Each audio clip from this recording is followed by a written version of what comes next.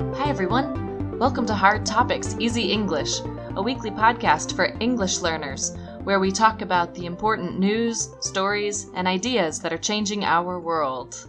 I'm your host, Lynn Welton, an English teacher with a master's degree in political economics and nuclear policy.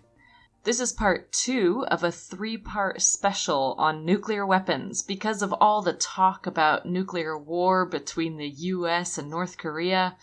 In part 1, I asked my friend Francisco what he knew about nuclear weapons.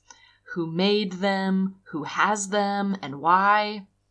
Some of what we talked about might surprise you, so if you haven't heard it already, you might want to go back and listen to that first. In part 2, Francisco asks me some interesting questions about nuclear weapons, war, and peace. Okay, let's jump right into part 2. So, do you have any questions for me? Yes, I do have some questions for you, and it will be really interesting to know what you think about them. The first one would be, do you think having no nuclear weapons would be better for humankind? Considering that since humans created nuclear weapons, fewer people have died in wars. That's a really good question. Yeah, and a lot of people would say that nuclear weapons are preventing our normal wars, our civil wars, from getting too big or too out of control. So, since we created nuclear weapons, there haven't been any real world wars, although, our normal wars right now are getting bigger and bigger, so there is that danger that nuclear weapons could someday be brought back into normal wars. One of the biggest problems is the United States, they keep making smaller and smaller nuclear weapons, and so the difference between our biggest normal bombs and our smallest nuclear bombs, the difference isn't that big anymore, and that's really dangerous. Yeah, I was reading that Americans are repurposing their old bombs and making them into smaller cases and more capable of accurate flight. Yes, and so they talk about using these bunker busters. So, what if we have some terrorists and they dug into a mountain or they're in a cave? We need to use a really strong, small bomb to get them out of that, of their bunker. So some people in the American military talk about that sometimes. Which is super dangerous. Yeah. Well, the next time someone uses a nuclear weapon in war, we have no idea what the next step will be, if other countries will also start using them. So it's very, very dangerous. I also saw something or read something about that they were planning to do nuclear installations in space, but after somebody, I guess it was the Americans, exploded a nuke and it blasted out all communications on Earth, which luckily were not as complex as they are right now. It didn't cause a lot of trouble because it was basically radio waves and FM.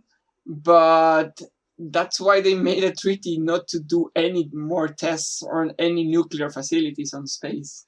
Yeah, so they're trying to keep weapons out of space, but definitely keeping nuclear weapons out of space. Because space should be an international area, just like the Arctic. That should be some place that the world scientists can go and do science and be safe. And it's just too terrifying, the idea of nuclear weapons falling from space. So, yeah, I'm glad we have that treaty in place. So, my next question would be, how do you think the world would work if half of the countries had nuclear weapons? Yeah, this is something a lot of people talk about. If, half of the world, or maybe what if every country in the world had one nuclear bomb, or had 5 nuclear bombs? And wouldn't we all be nicer and safer? I'm not sure. I think so. So I'm an optimist. I live really close to North Korea right now, and they're doing tests really close, just off the coast of Japan where I live. But I'm not actually that worried because countries like this, leaders like Kim Jung-Un, they care so much about their legacy, about how the future will remember them. They want to be remembered as heroes. And the next country that uses a nuclear bomb, not as a test, but uses it against people in a war, will be the next Hitler.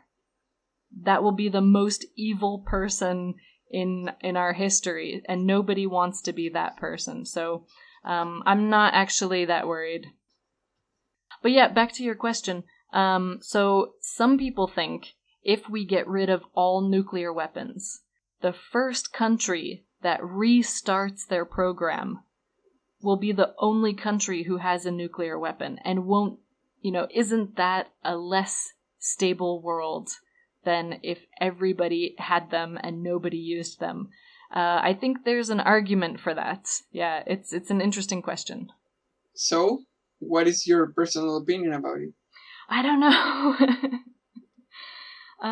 I think it's not fair that the United States, the only country that has actually used a nuclear weapon against people, it's not fair for us to be the ones who go around telling other countries who can have one and who can't.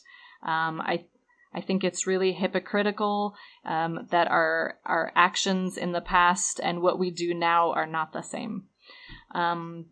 So it's hard for me to say who should have nuclear weapons and who shouldn't. Every country wants to protect themselves, and nuclear weapons have proved to stop the kinds of wars that people are afraid of.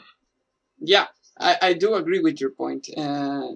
Every country should be able to develop their own scientific research in whatever topic they decide to do it. Yeah, and the idea of nuclear energy, which is really closely connected with nuclear weapons, if your country has a nuclear energy program, which makes a lot of sense. We have global warming. People are trying to make electricity using things that don't cause global warming. Nuclear energy is one of those options. And for the United States to tell a country like Iran, no, you can't have nuclear power, it's ridiculous. But at the same time, we know that they've at least thought about, they've made steps towards developing nuclear weapons in the past. So that's a really difficult topic. Yeah, and nuclear energy, you could easily use the waste from nuclear energy, or you could use the fuel for the power plants in your weapons. So at the moment, we have a United Nations group that goes and checks all of the storage facilities to make sure that they're not taking some of this nuclear material that should be for energy and make weapons with it. So, this one is not about weapons per se, but it's about the research. Do you think scientists should be forbidden from doing further nuclear research? You mean into nuclear weapons? Into whatever they choose to research. I think nuclear power should be something that we continue to research. We already have nuclear power plants. A lot of countries are building new nuclear power plants, and the old ones are not safe anymore.